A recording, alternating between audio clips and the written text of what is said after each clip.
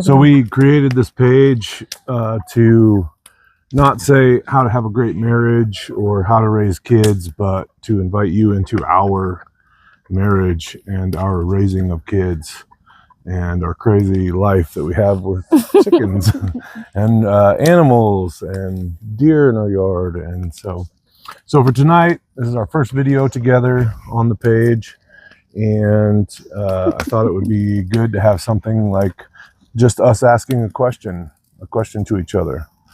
And so I'll ask Christina, and then she'll ask me the same question. And we invite you to actually ask us questions about it, about things, about life, whatever it is. You can, comment or send us a private message on this page. But, and we're very, very open with our past, with our present. And so, yeah, we invite you to actually participate in this by asking us questions, and we'll get on camera and answer them, obviously, if they're appropriate and everything. But so the question I was thinking about for tonight is, what's something you understand about me that you didn't understand when we got married? That's a good question.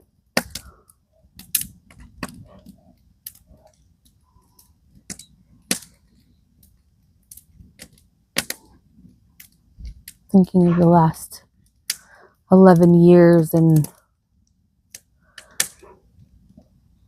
how we've been so different. And when you ask me a question like that, I think of before we got arrested, before we went to treatment, before we went to jail and got into recovery and faith and everything. And then like the people we were then, who you were then. I think one of the things,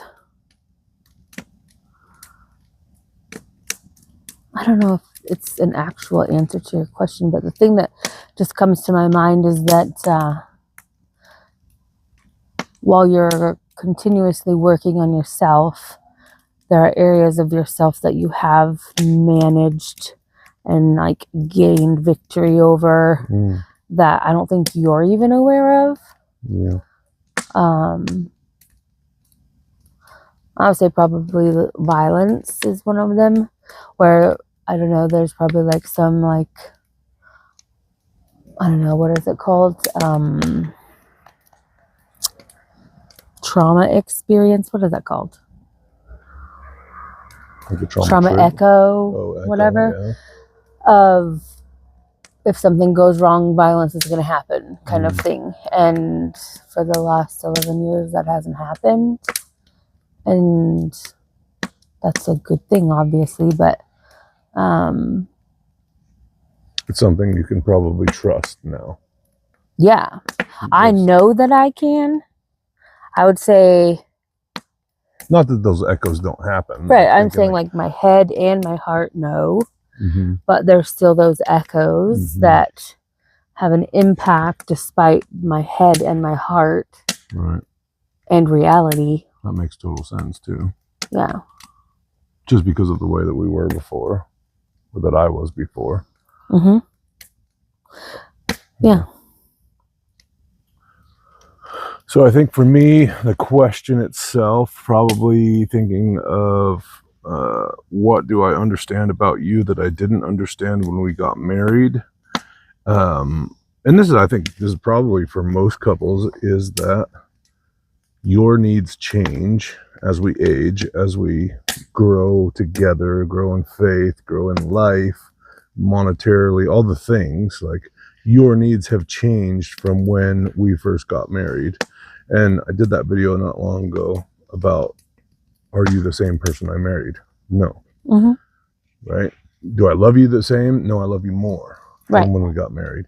But you're not the same person that I married. I'm not the same person that you married.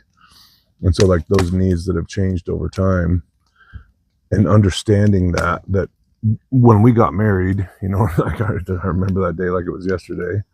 Me too. But when we got married, I had no idea where we were going, what we were doing, what life would look like 11 years later, that we'd be sitting here sharing our marriage with other people. I had no idea on that.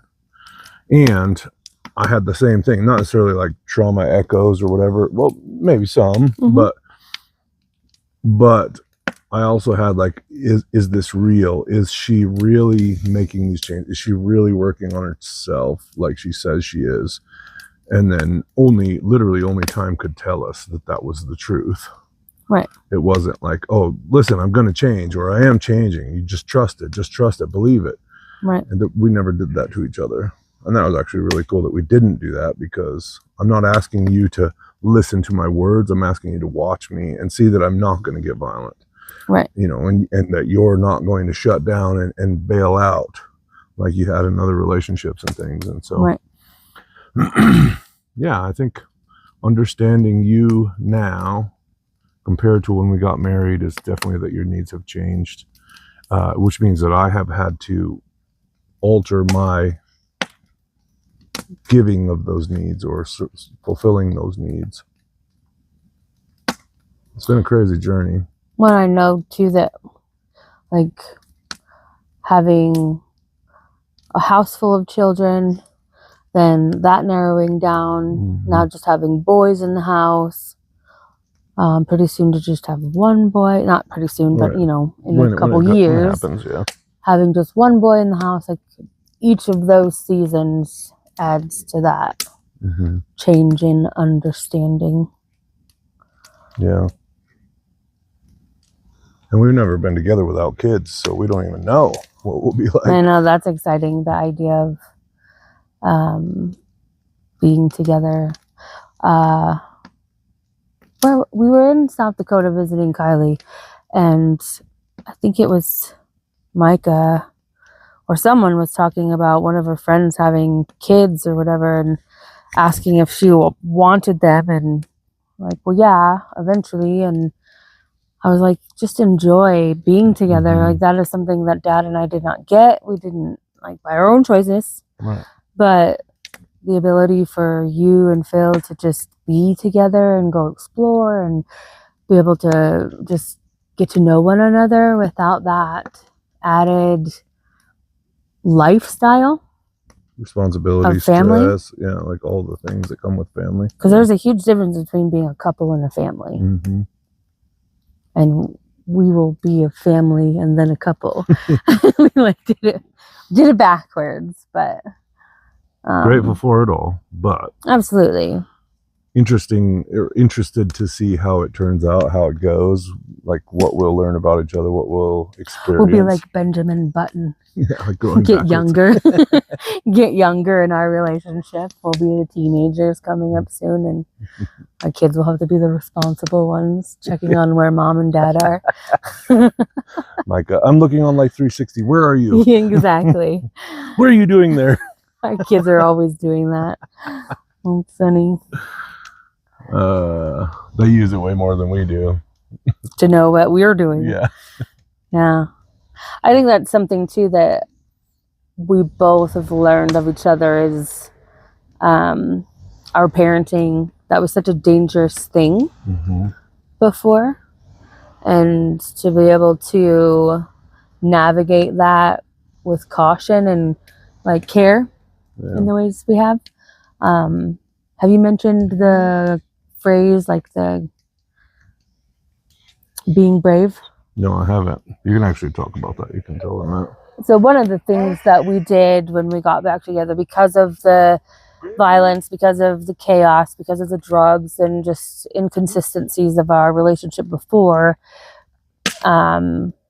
us and parenting with our kids, when we got back together, we made a very conscious decision to like come up with a code phrase. That's what it is. A code phrase for danger zones. Danger zones, yeah. And a danger zone for us is an area that in our past life had the tendency to turn into something chaotic, destructive, violent, broken, something that would send us farther apart from each other rather than uniting together. And we really didn't want that to happen. We were baby Christians. We were baby recovery people, and a family of 5 Baby immediately. parents, Baby really. parents, really. Yeah. Knew it, all of that. And so we decided that we wanted to have faith that we were committed, that we were real, that we were on this path together with the same mind, the same heart. And the code phrase we came up with is, I'm being brave here. So in any circumstance, whether it's text, phone, or in person, that either of us feels like, and it can be a body thing, like that trauma echo we were talking about earlier. Like, it can be a thing that, like, in my body, I feel like this could go wrong. I know in my head and my heart and reality that this is not a problem, but my body, my trauma echoes are saying something could go sideways. This is a dangerous situation. This is a dangerous situation. Yeah. And in the past, like he said, I would shut down and disengage, and he would get over involved and Loud blow and up. violent. Right. Yeah. So we didn't want to go on either extreme. We wanted to stay in the middle. And that phrase, I'm being brave here, we brought in and made also the very serious decision to honor that.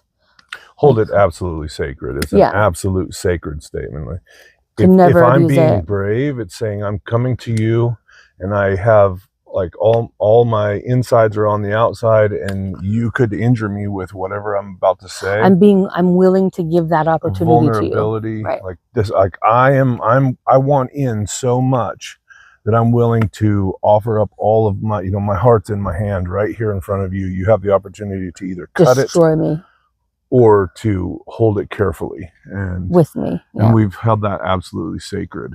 And now I think that has been a lifesaver so many times. Because it's allowed us to, like, okay, he has trauma echoes, I have trauma echoes. If he's saying he needs to be brave, I need to hold fast, hold on, listen to everything he has to say, and vice versa. If I say it, and we do it for different reasons too. Absolutely. Very different reasons.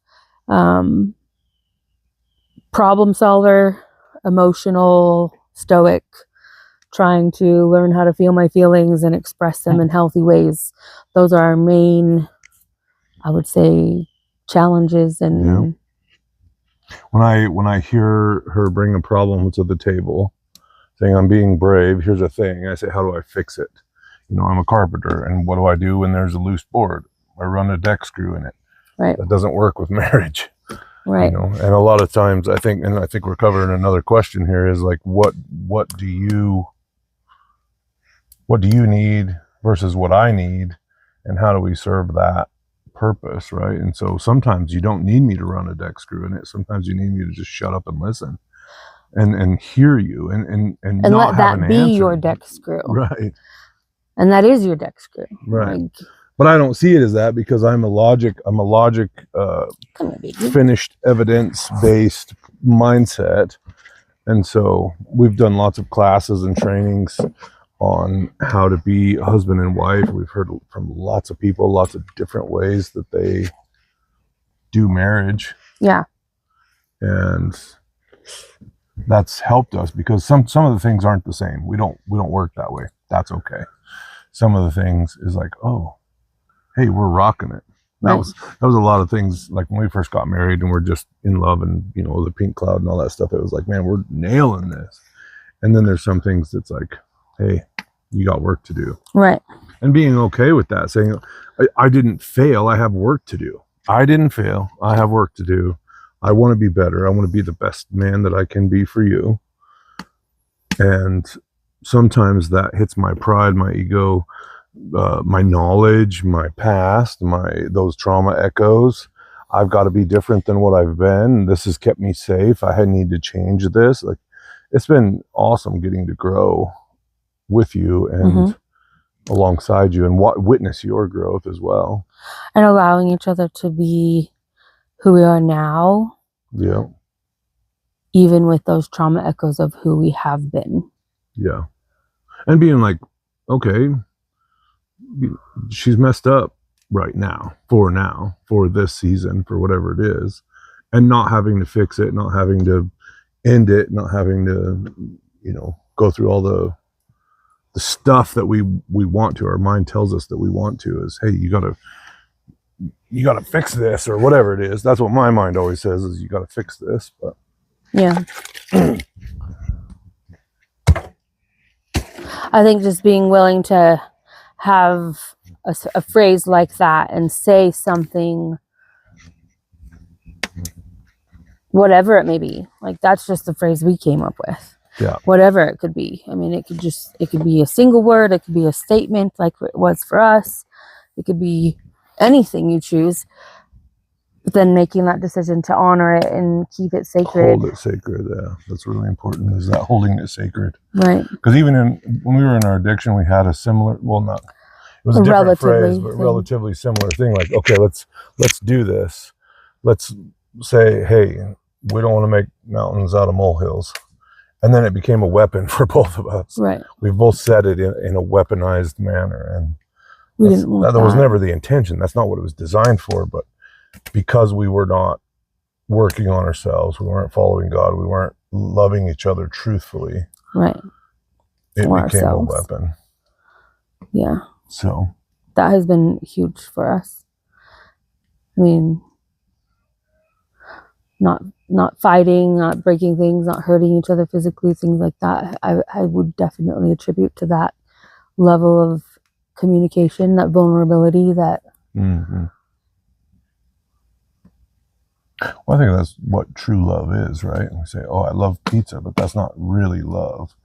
But when I say I love you, it's like I'm willing to crucify, I'm willing to deny my old flesh of what I used to be. And I fail at it, obviously, at times. Yeah, well, it's progress, not perfection. Right, progress, not perfection. That's also our other mainline, motto of life and family and everything is progress, not perfection, and allowing each other to make mistakes without them being fatal to the relationship or to our standing, to our abilities even. Yeah. Supporting each other through those mistakes is really important. Yeah. Yeah. So we encourage people quite often, actually, to come up with a phrase like that, because when you have a past and you choose to live in the now with a hope for a future, with this baggage, like you're bringing the baggage along. You don't leave it at the door. It would be great if you could, but it just doesn't happen. It just doesn't happen. Like it will, if you leave it at the door, it's going to show up where you least expect it and least want it. And that's where real damage can be done. So coming along with all this baggage, you're coming along with this baggage, and it's really good to put all the baggage in the same cart too and say, here's all our baggage. We're going to deal with it together, because I can't deal with it myself. I need my helper, my God-given partner to help me deal with this garbage. And progress, not perfection. Progress, not perfection. And not to say you have to fix it, but be there by my side while I'm saying, wow, this is garbage that I'm carrying to our relationship. Right. And same back and forth, both sides is saying, oh, that's some garbage from a previous relationship or a previous lifestyle or whatever. Like, I love you beyond that garbage. That garbage isn't you. Yeah, right. Yeah. Well, there was a time too where we had real and not real as one of our things too. And we were fresh into some trauma dealing things, trying to navigate what was in our head versus what was real, like actually happening. And it wasn't like we were dealing with psychosis. It was fear. It was feelings. Honestly, feelings. Remember that? It was a lot. It was like, this is how I feel. That's not real. We would assure each other. Right. That's not a real feeling. Like, you can feel that. You're going to feel that. Right. But it's not reality right now. And being able to be like, okay, I trust you saying that it's not real. Right. was so important, because a lot of times And not our abuse feelings, that. huh? And not abuse that. Yeah, not abuse it. Yeah, a lot of times our feelings too will be like, hey, this is what's gonna happen, or this is what has happened in the past, so here you go, welcome back. And it's not real. Right. You know, and then looking at the evidence of she's changed, she's done this work, she's done that work, from my side of it, Likewise, yeah. she's done this work, so this is not a real feeling. And for her to say no, that's not real, is a huge blessing to me, because then I can say like, oh, okay, this is just one of those trauma echoes or whatever it is. Yeah. And for me, it would be my being willing to say when something hurts my feelings, rather than act like nothing hurts me. Right. Which And is I've like your main evil thing. superpower. It is. It's a hard thing for everyone to deal with, myself included, because it makes me seem cold at times. I mean, this is not 100% of the time, obviously, but when that happens, it makes it appear as if I am cold, when actually I am so full of feelings that I've put up a wall because they've been hurt so deeply. And learning how to voice that, it's a risk. It's a what do you call it? A ding to your pride, ding to your ego, to say you've hurt me. Yeah. And it's really hard for me to say that to you or the boys. I mean, anyone really, but you or the boys. It's really hard for me to say that to you guys. Yeah. But it's always been good when I have. So taking that with is really important too. Well, and teaching the boys that they can be told, you hurt me with that, and it not be the end of their day or the end of their life or anything like that. It's like, you hurt me. Oh, wow, that sucks. I never meant to hurt you. I didn't mean to, right? And don't take that and turn it around into self-loathing or anything. Like, turn it into motivation to make changes. Both ways. Like, it's really important to do that. Yeah. So yeah, that's a little bit into our marriage and our relationship and how we try and do things, and understanding each other. Progress, not perfection. We both want to. Absolutely. I love this woman more than any other person on the planet. And I too, this man. Did we just get married again? We did. Oh my gosh, I do.